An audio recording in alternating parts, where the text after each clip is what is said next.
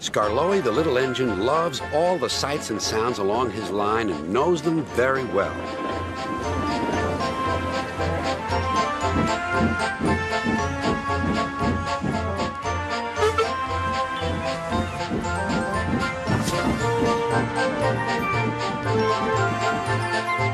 One morning, soon after he returned from being mended, he was enjoying his journey more than ever before. Along the way, he met Rusty. "You know," he said, "if I couldn't see these familiar faces and places, I'd think I was on a different railway. You've done wonders with these rails." Rusty laughed. "I'm glad you're pleased. Manager said let's mend the track so well that he won't know where he is. And we did.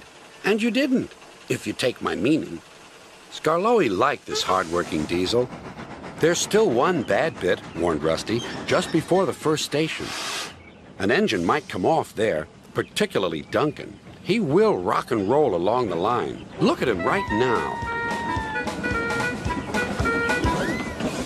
I hope he doesn't hurt his passengers." "What's that about me? I'm a plain engine, and I believe in plain speaking. Speak up." Rusty warned Duncan about the bad bit of rail. "Huh. I know my way about. I don't need smelly diesels to tell me what to do." Rusty felt hurt. Duncan banged about the yard. Then he clattered crossly to the station. James was already there, waiting for him. "You're late," he snapped. "I know," said Duncan.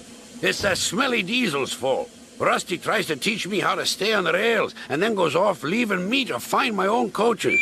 "You poor engine," sympathized James. "I know all about diesels. One crept into our yard and ordered us about. I soon sent him packing." Duncan was filled with admiration. He didn't know that James was boastful and sometimes didn't tell the truth. "Send Rusty packing! Send Rusty packing!" snorted Duncan. He climbed the hill furiously. "Well done, boy," encouraged his driver. "Keep it up." Soon they were near the first station. Duncan was pleased. "Nothing's happened! Nothing's happened, silly old diesel! Clever me!" And he rocked and rolled along the line.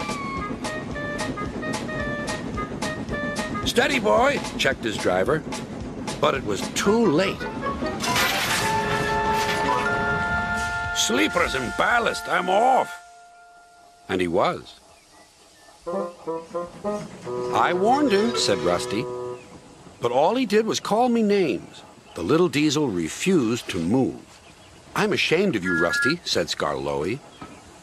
"Think of the passengers. What are they going to do?"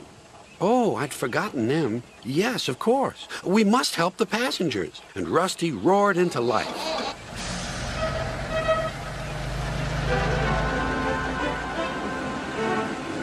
Duncan stood sad and solitary. He couldn't rock and roll now.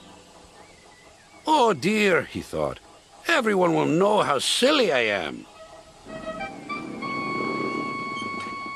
The passengers had to get out and help, too. They weren't very pleased about that, but worked as hard as they could. They carefully levered Duncan back onto the line.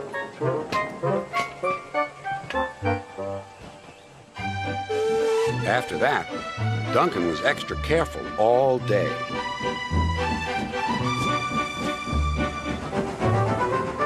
At last, evening came.